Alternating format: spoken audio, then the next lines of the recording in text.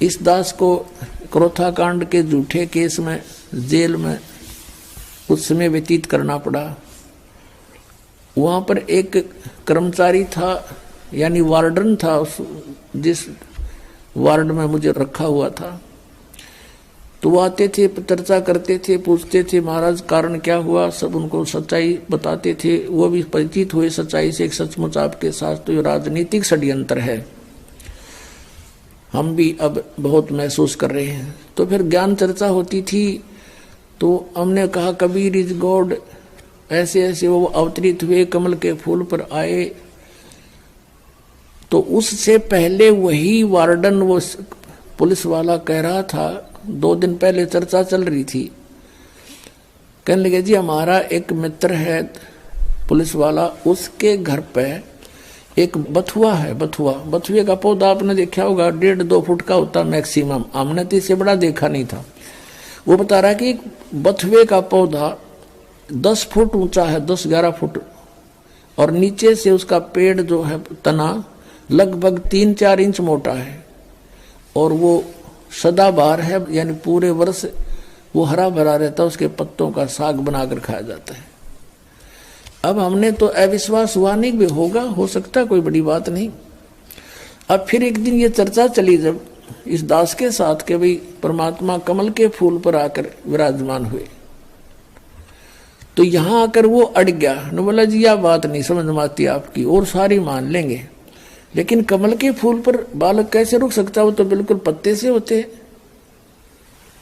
मेरे फिर वह बात याद आ गई। मैं कहने लगा भगत एक बात बताओ, आप परसों बता रहे थे कि आपके एक मित्र के घर पर एक बथुआ है, और वो 3-4 इंच मोटा उसका तना है, और 10 फुट ऊंचा लंबा है। ये संभव हो सकती है? कभी देखा तो नहीं, हमने तो 2 फुट से ऊपर कदे बथुआ देखा नहीं, हम किसान परिवार में जन्म हमारा, और आप ये कह रहे हो कि ऐसा धर्म, वो भी मान रहे हैं कि परमात्मा कुछ भी कर सकता है। उसकी बुद्धि सेट होगी तुरंत। जब एक 10 फुट का बथुआ हो सकता है, तो क्या कमल का फूल इतना स्ट्रॉन्ग नहीं हो सकता जिस पर बालक लौट जाए? तुरंत मान गया, ने बोला जी हो सकता है, 100 हो सकता है। न्यू पे चल रहे थे हम, आप पे कह रहा है ऐसा बथुआ देखा, जब मैं न्यू को नहीं मान सकता, मैं वो तो बथुआ इससे ऊपर होता ही नहीं, तो वो मान गया। तो पुण्यात्मा ऐसे हमने सध्यात्म मार्ग को समझना है, इसमें इम्पॉसिबल नहीं होता कुछ भी। एक उदाहरण बताते हैं, कबीर परमात्मा का एक साधक था। हम कैसे साधक हैं, हम भगवान के ज्ञान को अवश्य सुनते हैं, लेकिन मनमुखी तुरंत हो जाते हैं। अब वो साधक घर छोड़कर जंगल में पहाड़ पर जाकर बैठ गया, और वहां दिन रात भक्ति कर रहा था, साधना करता था।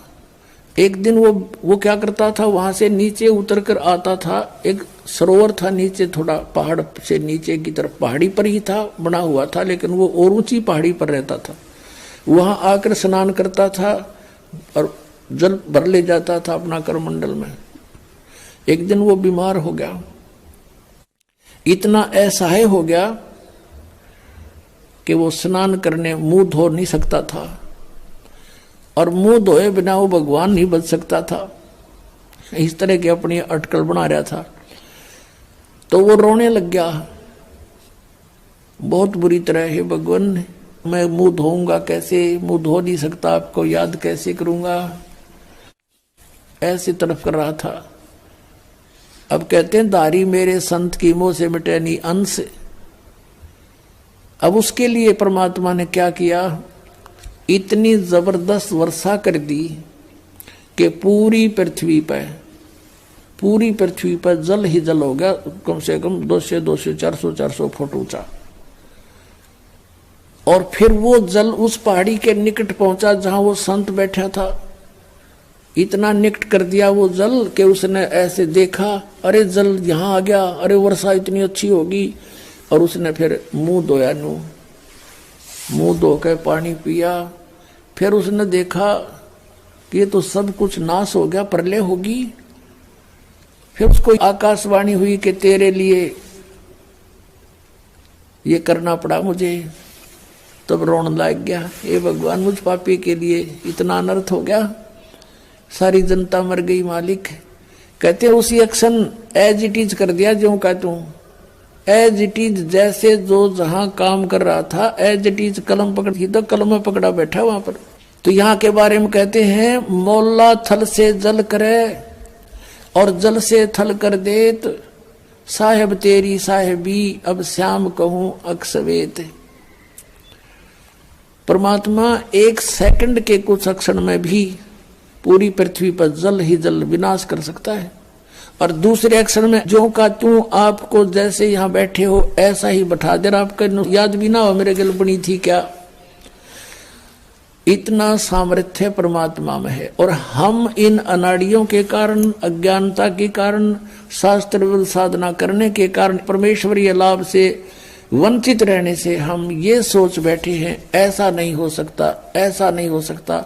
और ये अगर मगर जो है ये हमारे भक्ति मार्ग को समझने में बहुत बड़ी बाधा है।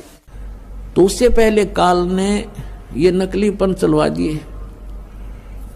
ये धन धन सतगुरु राधा स्वामी और यो जय गुरुदेव निरंकारी, इनमें लाखों करोड़ों व्यक्तियों को गुमराह करवा दिया। इनको कह का नहीं पता भक्ति और भगवान का। और ये बाल योगेश्वर पंथ और सतपाल का पंथ मनसा देश जिसने कहे, ये सब काल प्रेरित है। इनको किसी को ज्ञान नहीं है। और यदि इनको कोई शंका आता हो मैदान में करो चर्चा हमारे साथ। आध्यात्मिक ज्ञान चर्चा हमने शुरू कर रखी है, छुपते फिर रहे हैं, मना कर देते हैं, नहीं हम नहीं करेंगे, वो तो निंदा करता है। तुम कर लो मेरी निंदा, तुम भी करो, मैं सच्चाई बताऊं, तुम निंदा करो, आओ फैसला होगा अभी। तो कहने का भाव ये है कि कहने मात्र से नहीं कि मैं उनको ये कह रहा हूं उनको ज्ञान नहीं है। प्रमाण दूंगा 20-20 और जनता को आप पता लग जाएगा कौन ज्ञानी और कौन अज्ञानी है। लेकिन ये कब तक सामने ना होंगे तो ना हो, जनता को हम समझा देंगे, जनता पे उनको छोड़कर अपने आप आ जाएगी। तो लाल की पहचान, बड़े जलाशय की प्राप्ति करवाना दास का उद्देश्य है। फिर ये अपने आप उन छोटे जलाशयों को त्याग देंगे, नकली गुरुओं को त्याग देंगे, परमात्मा को स्वीकार करेंगे, पहचानेंगे। तो समर्थ भगवान कौन है? समर्थ का सरना गहो रंगहोरी हो और कदे ना हो एकाज राम। जुगाड़ करके कर लिए, एक बैल ले जा और अपना कमा ले। तो उसने कहा नहीं, मैं बैल ले जरूर जाऊंगा क्योंकि मेरे पास अभी भी जुगाड़ है नहीं, लेकिन आपका जो मैं चोरी करके ले गया था वो भी पाई पाई दूंगा। मुझे पता लग गया भाग्य, फिर अगले जन्म में देना होगा। तो पुण्यात्माओं, ये करौथा आश्रम जो है उसमें करोड़ों की संपत्ति थी बच्चों के दान की। इन दुष्ट प्रशासन वालों ने, हरियाणा के मुख्यमंत्री आर्य समाज जी है और उन जो हमारा विरोध कर रहे हैं वह भी आर्य समाज के जो आचार्य वगैरह हैं, उनकी दुकानें बंद होने लगी थी क्योंकि मैं इस दास ने इस नकली महर्षि दयानंद के सत्यार्थ प्रकाश के अज्ञान को वेदों से तुलना कर दी। और उसका वो कैसा समाज सुधारक था उसी के इतिहास में लिखा हुआ इन आर्य समाज के आचार्यों का जीवनी वह दिखा दी। भांग यू पीवे भाई, तमाकू यू सूंगे, हुक्का यू पीवे, भांग पीवे, चाय पीवा तो कम से कम अब रंग बसम खावे। और वेदों से तुलना कर दी कि सत्यार्थ प्रकाश नाम का जो सदग्रंथ है उसमें लिखा तो ये है, वेदों के अनुसार मैंने इसकी रचना की है, वेद के टोटली विरुद्ध है। और ऐसी बेहुदी बातें लिखी है, मैं आपको बताती हूँ, मुझे शर्म आती है उसमें क्या लिखा। तो ये इसलिए बताया था दास ने कि ठीक है गलती सब पर हो जाती है, दास को वो ज्ञान हुआ, आप भी भगवान के बच्चे हो सभी, एक दयानंद की नहीं, इस दास ने सभी संत और पंथों की वह जो अज्ञान था सदग्रंथों से जांच करके जनता को दिखा दिया, जिसका परिणाम ये है लाखों की संख्या में उमड़ कर आ रहे हैं। जिस कारण से उनको ये चिंता बन गई इन आचार्यों को, आर्य समाज के आचार्यों को, प्रधानों को, कि जिन आर्य समाज के व्यक्तियों से तुम चंदा ले लेकर अपनी दुकानें चला रहे हो, यदि उनको पता लग गया कि सत्यार्थ प्रकाश इतना बेहुदा ग्रंथ है और ये महर्षि कहते आसपास भी नहीं था दयानंद, तो फिर ये सभी उनके अनुयायी रामपाल के पास चले जाएंगे और उनका कल्याण हो जाएगा। ये कल्याण नहीं चाहते। जानबूझ साची तजर करे झूठ ते दे और ताकि संगत है प्रभु सोपन में भी ना दे। तो ये जानबूझ कर बकवास करे, इनको सबको पता चल गया है और बुद्धिमान है वो शांत हो गए। और ये दुष्ट टाइप के लोग अभी भी विरोध कर रहे हैं। ये तो वो हैं, परमात्मा कहते हैं हाथी डर माने नहीं, जय स्वान भुकाही और सत्संगी संग ना तजय चतराम बसाई। हाथी जैसे कुत्तों के भौंकने से कभी परवाह नहीं करता, चलता रहता है। तो साधु संत चाहे कोई कितना विरोध करो पर सच्चाई पर रहे, भगवान से डर कर चले, किसी का बुरा नहीं करे, सोचे भी नहीं, करना तो बहुत दूर की बात है। तो उसका बुरा कभी नहीं हो सकता, ना तो फिर भगवान की आवश्यकता ही नहीं, भगवान है ही नहीं कहीं पर। तो अब उस आश्रम के अंदर पुलिस वहीं पर सरकार के कब्जे में और करोड़ों की चोरी करवा दी। एसी तक उठा ले गए और उसको कह दिया अनट्रेसेबल है, पता नहीं लगा चोर का। तुम टिंडे लेने बैठी थे पुलिस वहां पर, चोर का पता नहीं लगा। अरे ये पता लगेगा चोर का। भगवान कहते तुमने उस दरगाह का महल नहीं देखा, धर्मराज के लिख तिल तिल का लेखा। परमात्मा सारे पूरे कर देगा बच्चों तुम्हारे, देख लेना। पर तुम बैलेंस ना खोइयो, अपनी शांति बनाए रखना। कुछ दिनों में दिखा देंगे आपको, ये पूरा संसार पलटेगा। और परमात्मा ने उससे 4 गुना तो यहां दे दिया आश्रम, और मध्य प्रदेश के अंदर इससे भी दुगना आश्रम 24 एकड़ का, 22 एकड़ का एमपी के अंदर दे दिया, और उससे भी ज्यादा भर दिया।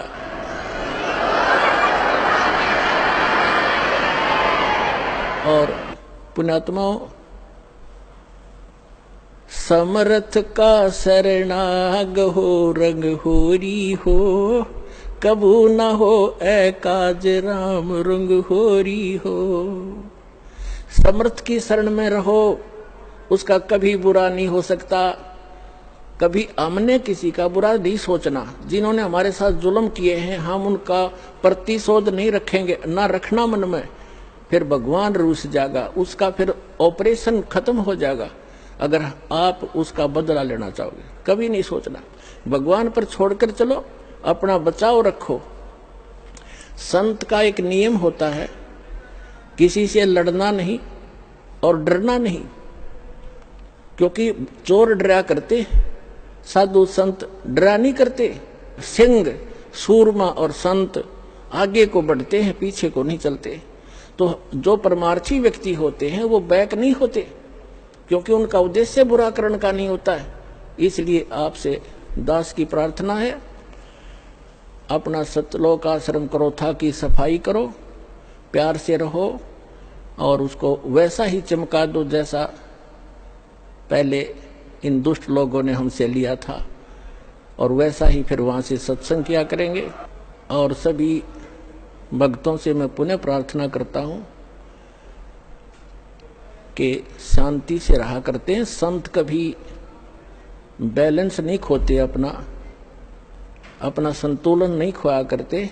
प्यार से रहो, भक्ति करो, और जो जैसा करेगा उसको अपने आप प्रतिफल मिल जाएगा। परमात्मा कहते हैं मन तू पावेगा अपना किया रे, भोगेगा अपना किया रे। मन तू पावेगा अपना किया रे, भोगेगा अपना किया रे। भाई मीरा बाई को मारन लगे जहर का प्याला प्यारे, मीरा बाई को मारन लगे जहर का प्याला प्यारे। पीवत ही अमृत हो लाग्या, हो गया सर्द ही और मन तू पावेगा अपना किया रे, भोगेगा अपना किया रे। प्रहलाद भगत की पैज निवारी, धर नरसिंह अवतारे। नरसिंह रूप धरे नारायण, वो खंभ पाड़ कर आए मन तू पावेगा अपना किया रे। भोगेगा अपना किया रे। और पुण्यात्माओं, इस दास को 21 महीने जेल में रखा गया झूठा केस बना के। कोई बात नहीं, परमार्थ के लिए